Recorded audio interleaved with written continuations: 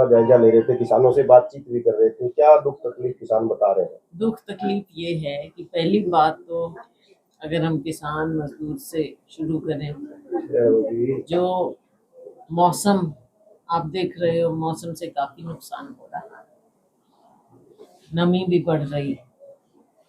उसके अलावा मंडी में एंटर करना ही मुश्किल हो गया है किसान का। अब किसान अपनी मंडी में अगर एंट्री नहीं ले पाएगा, आप उसको फंसा दो, बायोमेट्रिक में फंसा दो, समय की पाबंदी लगा दो, गेट बंद कर दो, 8 गेटों वाली मंडी में केवल 2 गेट खोलो, कितनी देर वो कतार में खड़े रहे। फिर आप ये कहते हो कि भाई जिसकी जमीन है, अब अगर बुजुर्ग माँ बाप के नाम की जमीन है, उनको कहाँ वो बिठा के लेके आए, लाइन में बिठाएं, फिर ढेर पे बिठाएं, क्या करें। बायोमेट्रिक जो हाथ से काम करने वाला होता है, आपको पता है घिस जाते हैं हाथ। क्या बायोमेट्रिक का ये तमाशा कर दिया आपने। फिर आपको गवाह भी चाहिए। किस बात के गवाह चाहिए भाई? अगर आप कोई भी किसान अगर अपने मेहनत कर रहा है, खेती कर रहा है, अब उसको आप कह रहे हो कि गवाह भी लेके आओ, तो सरकार कर क्या रही है? सरकार कहाँ है? मेरा ब्यौरा, मेरी फसल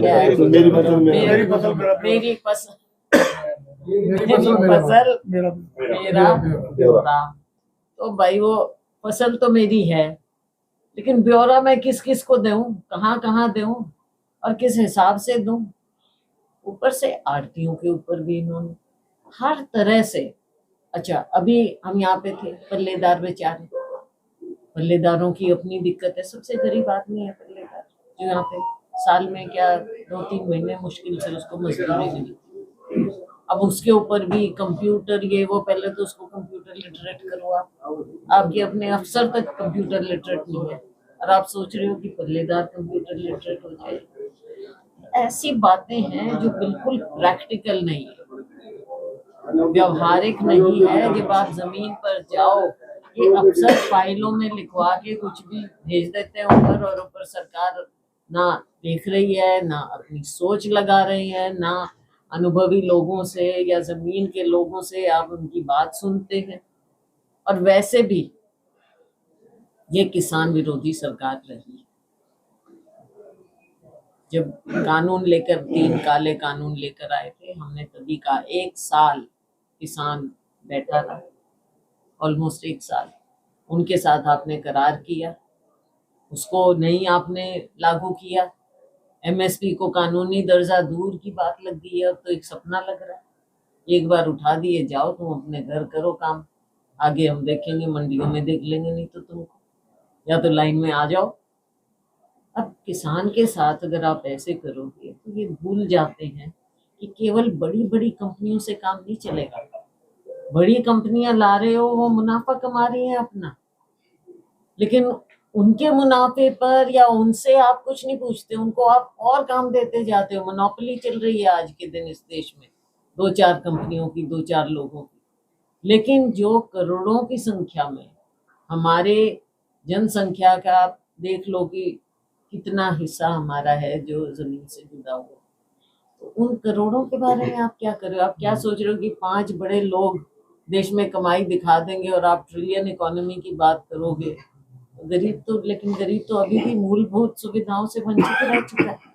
हम कहीं भी जाते हैं और आप खुद देखते हो, आपका अनुभव है, आप जमीन पे घूमते हो, सड़क, बिजली, पानी, वो कहाँ से मिलेगा? कहाँ से मिलेगा? कौन देगा? ना गांव में, ना शहर में। तो सरकार इन चीजों की ओर देख नहीं रही थी। अगर अन्नदाता जहां से गरीब किसान मजदूर उपज पैदा करता है, उसी साल अगर ठीक उपज नहीं होती तो उसी साल आप देखते हैं कि सारी अर्थव्यवस्था का पहिया हिल जाता है, वो चल नहीं सकता। ये सरकार गूंगी बहरी, आंख से बंद, हर तरह से ये सरकार बस लोगों को गुमराह करना, नए नए स्लोगन देना। कोई लिख देता है इनके स्लोगन, और वो अब पहुंच गए हैं 2047 की बात करते हैं। विकसित, विश्व गुरु, इतनी कहाँ ट्रिलियन इकोनॉमी, कुछ नहीं। स्लो डाउन एक चीज लगती है, चिंगारी आप देखते हो कि लड़ाई छिड़ गई। अब लड़ाई हमारे पड़ोस में छिड़ी हुई है, सीधा इम्पैक्ट हमारे ऊपर आ रहा है। कैसे झेलोगे उसको? महीना 2 महीना कुछ पता ही नहीं वहां पे क्या हो रहा है।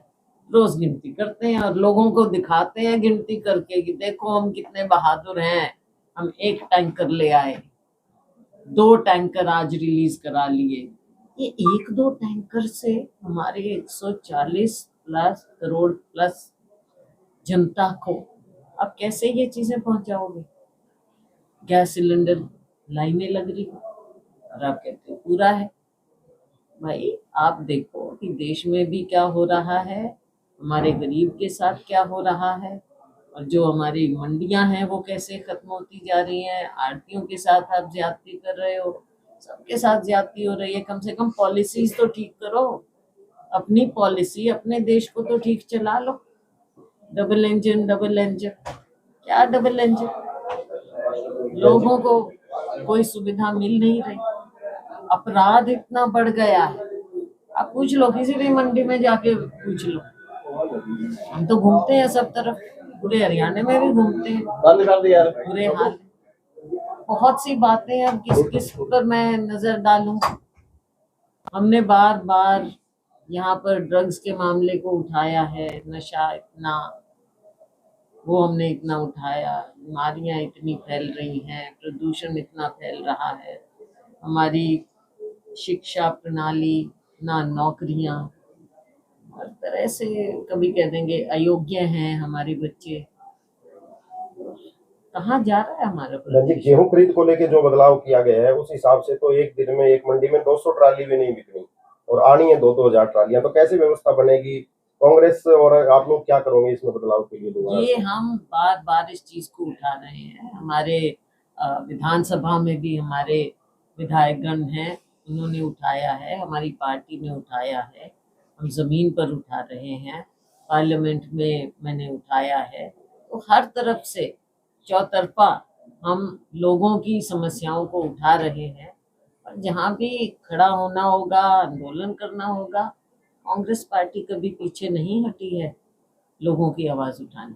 किसान मैडम, वैसे लोकसभा के किसान अंदर दोहरी माल झेल रहा है, एक बेमौसमी बारिश हो गई, ऊपर से ऐसे रूल हो गए, सरकार को किसानों के लिए कोई राहत कोई रिलीफ नहीं देना चाहिए? हमने कहा है कि जहाँ भी, और लोगों की मांग है और जायज है, जहाँ भी आप ये देख रहे हैं कि इस तरह के, तो हाँ जी, ओलावृष्टि बारिश, अभी हम खेतों में जाके आए हैं, वो तो बिल्कुल फ्लैट हुई पड़ी है। हमको तो लगा कि ये तो कटाई होगी, ऐसे खेत क्यों है, और जाके नजदीक देखा कि ये तो फ्लैट हुई पड़ी है, कटाई नहीं हुई। कटाई समान समझो, कुछ ना तूड़ी है ना ताना। मैडम, लोकसभा के अंदर आपने मुद्दा उठाया किसानों का, और उसके बाद हरियाणा सरकार ने कल रात से ही जो ये पोर्टल खोल दिया है किसानों के लिए, क्या कहेंगे? क्या पहले जानते नहीं है? मैं माफी चाहूंगी, पोर्टल खोलने की बात कहते हैं ये, अभी हम आए हैं ना, पोर्टल खुलते हैं इनके दिखावे के खुल जाते हैं। पोर्टल खेलने की आदत इस सरकार को हो गई है। ठीक है पोर्टल खुले, लेकिन कितने लोग उसमें एक्सेस करके कितना करें? भाई जो जमीन पे हो रहा है उसको देख लो ना, गेम्स मत खेलो। गेम्स खेलने का टाइम नहीं होता, यही टाइम होता है किसान का, मजदूर का, आड़तियों का, अपनी अर्थव्यवस्था की नींव का। या आप महीना भर 1.5 महीना भर सारी चीजें ठीक कर लो, दिक्कत ही नहीं है। Ma'am, do you think that putting restrictions like geofencing and biometrics is a hidden motive of doing away with MSP and APMC markets? Absolutely, and this has been raised time and again by us, by me also, and by my whole party and our leader, Rahul ji and Kharge ji. The whole, we have always taken it up. Congress has always stood for Kisan Mazdoor. But this government has been anti-farmer right from the beginning, and this has been proven that they only stand for few monopolistic big corporates. More than that, they don't think of the common man, of the kisan, of the mazdoor. And unfortunately, this country will pay a heavy price for this if we do not think of our basics, our foundation. The villagers, as I said, those who are working at the very bottom.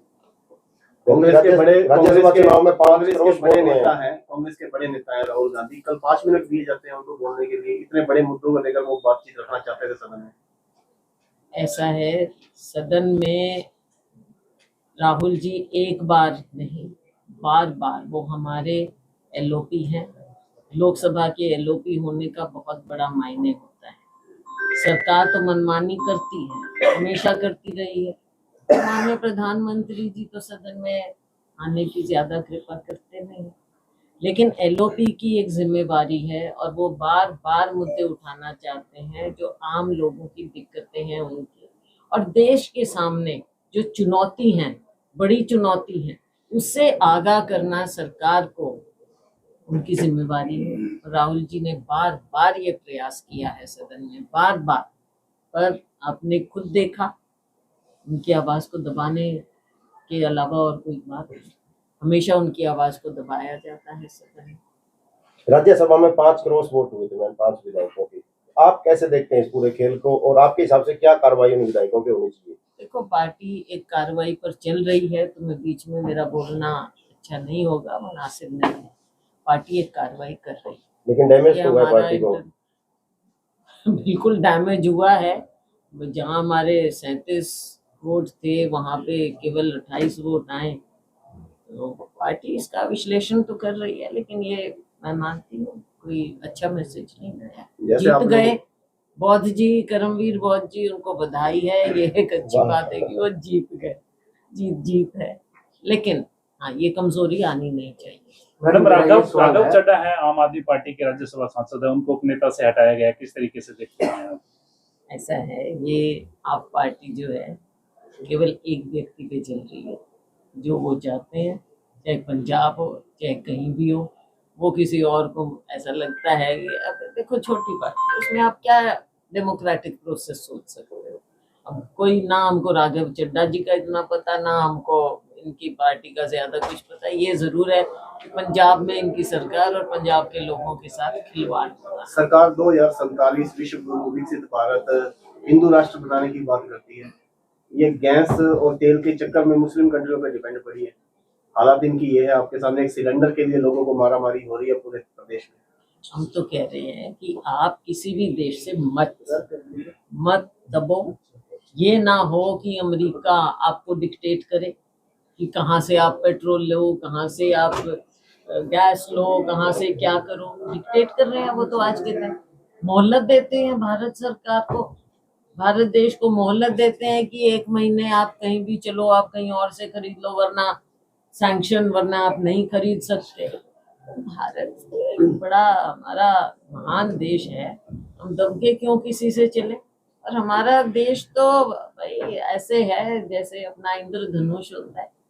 हमारे देश में तो वो सुंदरता है, वो विविधता है, और उसका हमें गर्व है। हमें वो बचा के रखना चाहिए। और एक एक नागरिक, कोई भी धर्म है, कोई भी जाति है, ये तो सर्वधर्म समभाव की बात है हमारे देश में। और आपस का प्यार ही इस देश को सदियों से बचा के रखता है।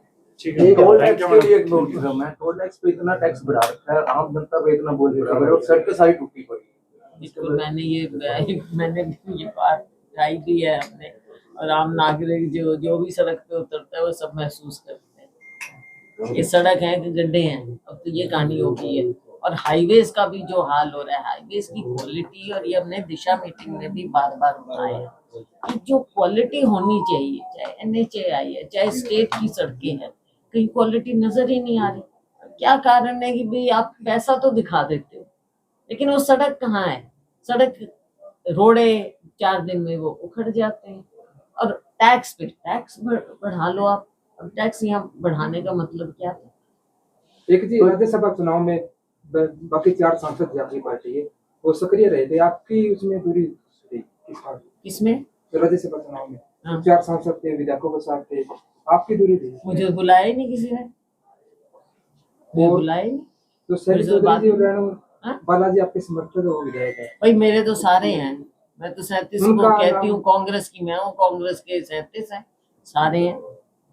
मैम अभी हाल ही में वीरेंद्र सिंह की सद्भाव यात्रा सिरसा में आई थी और आज जेपी हिसार के सांसद जो आए हैं उनसे सवाल पूछा गया तो उन्होंने कहा कि यह यात्रा जो है पार्टी की आधिकारिक यात्रा नहीं है, तो उसको लेकर आपका क्या उन्हीं से पूछो भाई, मैं बीच में